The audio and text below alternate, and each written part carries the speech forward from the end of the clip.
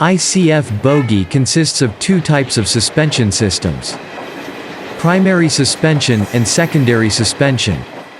In this video, we will learn about the secondary suspension, and, if you want to learn about the primary suspension, please check out our description box link.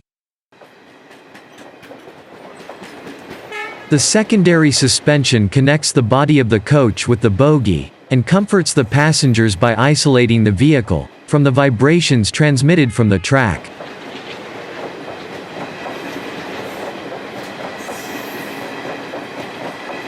Let's see the different parts of secondary suspension. Bolster. Bolster compression springs.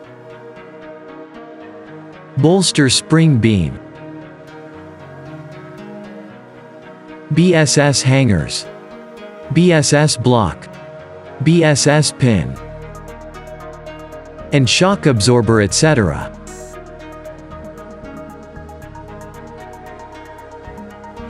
In the secondary suspension system, the bolster is supported on helical springs, which are placed on the lower spring beam. It is suspended from the bogie side frame, through BSS hangers on BSS hanger blocks. These BSS hanger blocks are supported on BSS hanger pins, which are attached in a bogie frame. The bogie bolster is a free-floating part, that takes the entire load of the coach through the body bolster. The bolster transfers the weight of the body to the bogie frame. Finally, the load is passed to the track through the wheels.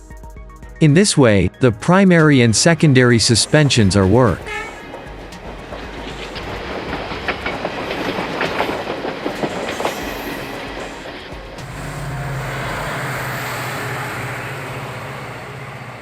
Friends, we cannot grow without your help.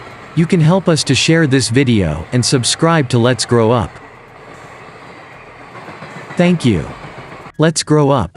Never stop your learning.